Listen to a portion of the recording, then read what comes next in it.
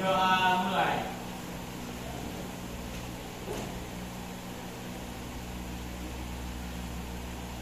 Berdoa mulai. Ini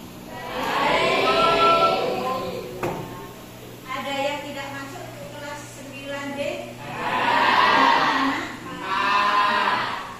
Kenapa?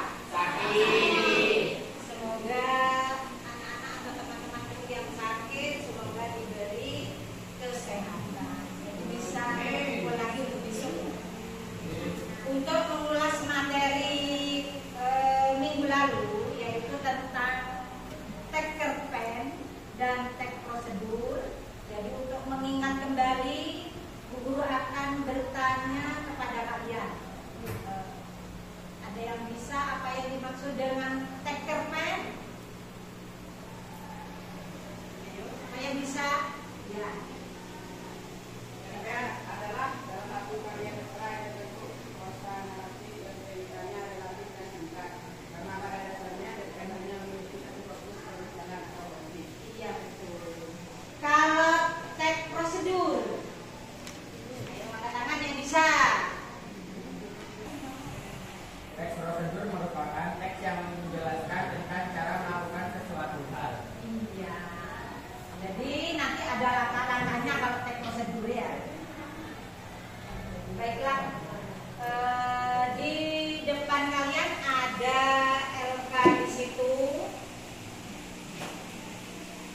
Ada juga contoh dari lembar cerpen yang nantinya dari teks cerpen itu dijadikan untuk teks apa? Teks prosedur.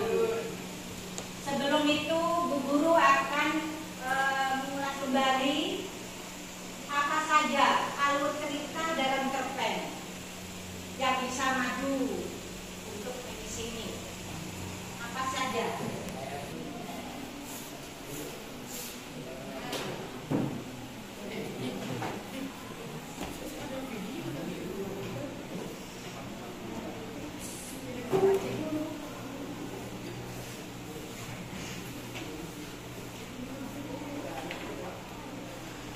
Masih satu lagi.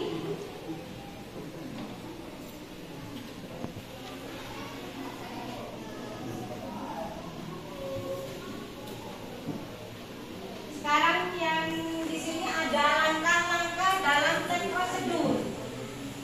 Ayo satu bisa maju.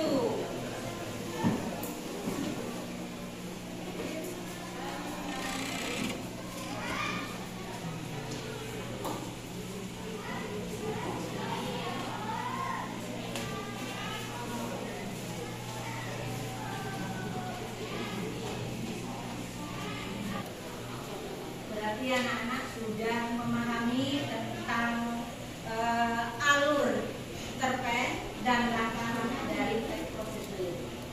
Coba dilihat dari cerpen yang kalian pegang di meja.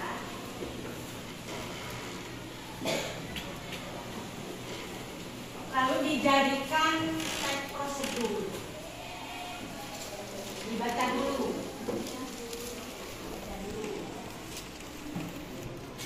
Jadi dijadikan teks prosedur. Di situ cerpen yang kalian pegang.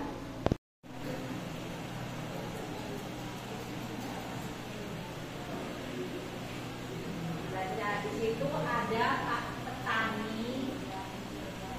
Ya, menemukan apa di situ? Banyak dibaca.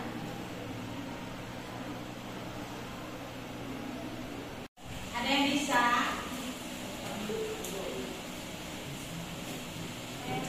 Ya.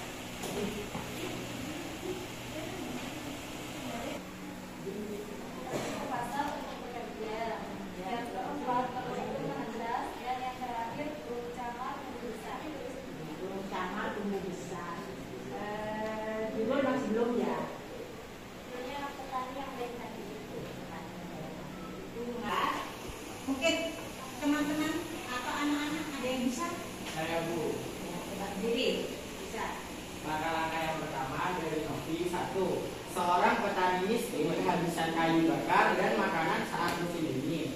Ia pun hendak pergi ke pasar untuk mencari pekerjaan. Di luar rumahnya tergeletak sebuah telur di atas tanah bersalju. Perhatikan apa yang dilakukan oleh Pak Petani. Yang kedua, memungut telur itu dan membawa ke dalam rumah. Ia bermaksud ingin merawatnya karena ia berpikir si induk dan yang telah pergi entah kemana dan tidak sengaja melanjutkan telurnya tidak akan kembali untuk mencari telurnya. Ketiga, menyelimuti telur itu dengan kain lusuh dan meletakkannya dalam kardus. Pak Petani hanyalah orang miskin dan ia tidak punya selimut serta kandang yang bagus. Jadi ia menggunakan kain lusuh dan kardus agar si telur tetap hangat dan dapat menetas. Sebagai sesama makhluk hidup, kita harus saling menolong dengan telur. Keempat, meninggalkan telur untuk pergi bekerja. Jadi, walaupun Pak Petani pergi bekerja, ia selalu menjaga telur itu agar tetap hangat dengan cara yang sederhana. Meletakkan telur dalam kardus yang menyalakan perapian setiap harinya.